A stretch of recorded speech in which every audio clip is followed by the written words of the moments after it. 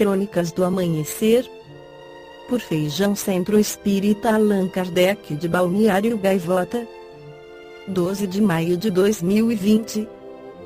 Exercício de futurologia pós-Covid tem de passar pelo lado positivo da crise? Salvador Nogueira, em sua coluna da Folha de São Paulo, Mensageiro Sideral de 0405, questiona o que será da sociedade após a pandemia. Muitas das especulações flutuam entre o tragicômico e o surreal. Não teremos uma ditadura da epidemiologia. Tampouco um apocalipse zumbi. Em contraposição, ouso apostar no otimismo. Superada a crise, estaremos melhores do que entramos. E a vida inevitavelmente voltará ao normal. Por que melhores? No legado da pandemia, podemos esperar que mais gente absorva a lição básica de enxergar a natureza pelo prisma da matemática. Uma sociedade que não sabe multiplicar para além do multiplicai-vos estará, sempre, em sérios apuros. Espero que agentes públicos tenham uma memória socioimunológica de ao menos algumas décadas, com uma pauta de ação e cooperação local, nacional e global em caso de novas emergências. Também podemos imaginar que mais estados sairão com o entendimento de que a conta dos impactos sociais e econômicos é deles. Ninguém paga imposto para, na hora do aperto, ouvir lamento: você quer que eu faça o quê? É para essas horas que o Estado existe. E haverá ganhos tecnológicos. Nos últimos meses, cientistas e técnicos têm apresentado desde lâmpadas germicidas mais eficientes e desinfetantes de longa duração, passando por respiradores de baixo custo. Eram todas tecnologias de prioridade baixa ou nula antes da crise. Embora agora sejam apenas paliativos leves, devem ajudar muita gente no futuro. Isso para não falar em vacinas.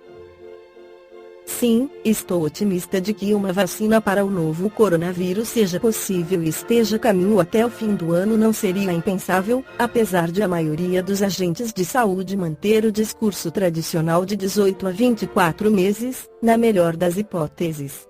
Ninguém pode culpá-los. Antes de entrarmos no modo pressa, essa seria de fato a perspectiva otimista.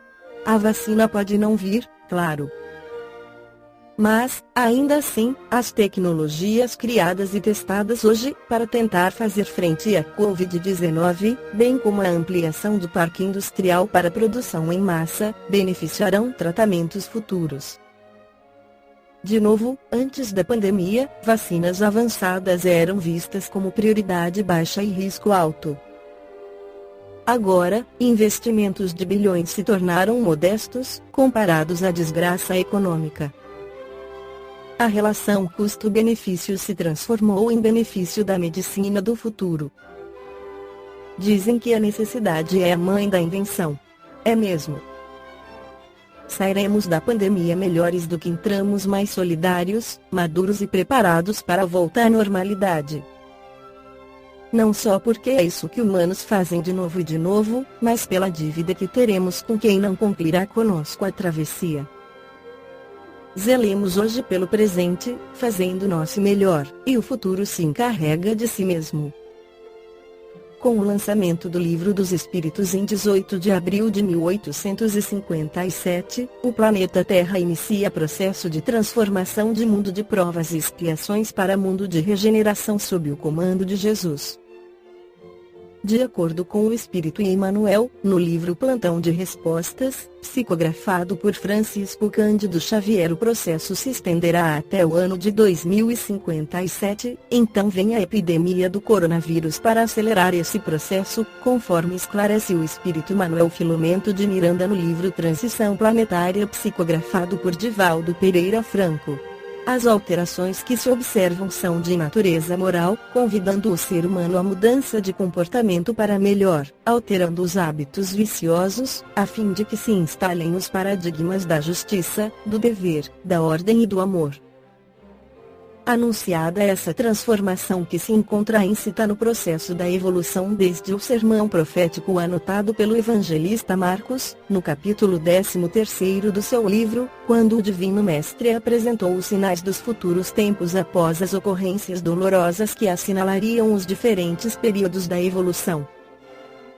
Sendo o ser humano um espírito em processo de crescimento intelecto-moral, atravessa diferentes níveis nos quais estagia, a fim de desenvolver o instinto, logo depois a inteligência, a consciência, rumando para a intuição que será alcançada mediante a superação das experiências primevas, que assinalam profundamente, atando, não raro, a sua natureza animal em detrimento daquela espiritual que é a sua realidade. Mediante as reencarnações, etapa a etapa, dá-se-lhe o processo de eliminação das imperfeições morais, que se transformam em valores relevantes, impulsionando na direção da plenitude que lhe está destinada. Errando e corrigindo-se, realizando tentativas de progresso e caindo, para logo levantar-se, esse é o método que a todos propele na direção da sua felicidade plena.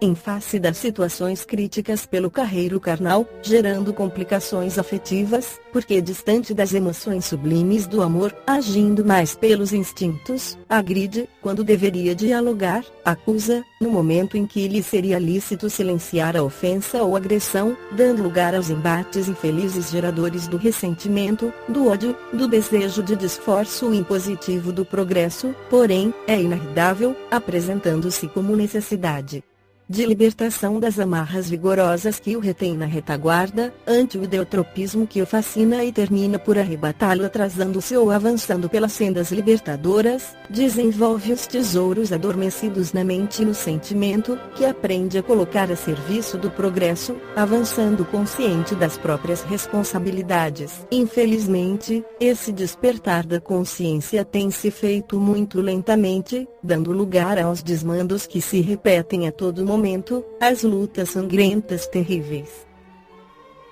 Predominam, desse modo, as condutas arbitrárias e perversas, na sociedade odierna, em contraste chocante com as aquisições tecnológicas e científicas logradas na sucessão dos tempos.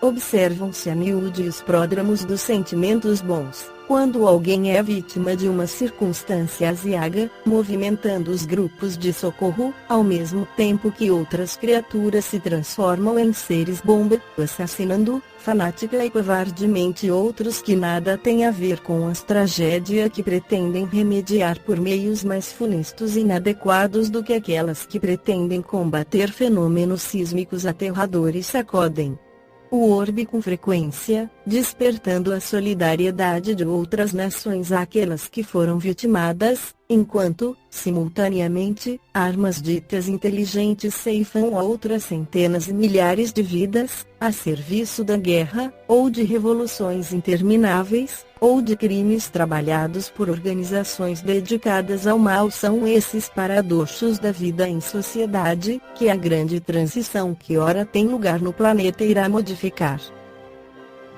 As criaturas que persistirem na acomodação perversa da indiferença pela dor do seu irmão, que assinalarem a existência pela criminalidade conhecida ou ignorada, que firmarem pacto de adesão à extorsão, ao suborno, aos diversos comportamentos delituosos do denominado colarinho branco, mantendo conduta egótica, tripudiando sobre as aflições do próximo, comprazendo-se na luxúria e na drogadição, na exploração indébita de outras vidas.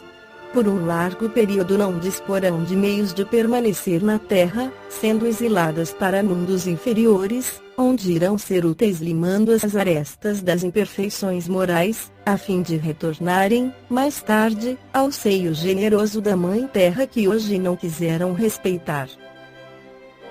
Desse modo, as grandes calamidades de uma ou de outra procedência têm por finalidade convidar a criatura humana à reflexão em torno da transitoriedade da jornada carnal em relação à sua imortalidade.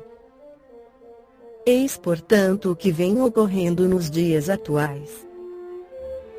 contribuindo na grande obra de regeneração da humanidade. Espíritos de outra dimensão estão mergulhados nas sombras terrestres, a fim de que, ao lado dos nobres missionários do amor e da caridade, possam modificar as paisagens aflitivas, facultando o estabelecimento do reino de Deus nos corações.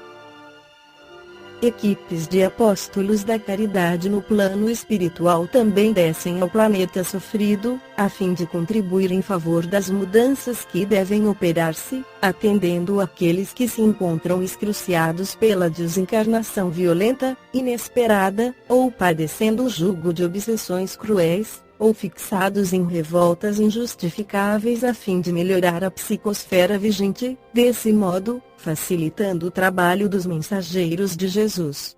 Confiamos que o sublime trabalhador nos equipará de recursos e nos instrumentalizará para a execução do futuro programa que ele mesmo, nosso exemplo e modelo, nos conduza com o seu carinho. Esta foi a crônica do amanhecer de 12 de maio de 2020. Por Feijão Centro Espírita Allan Kardec de Balneário Gaivota. Que a paz esteja com todos.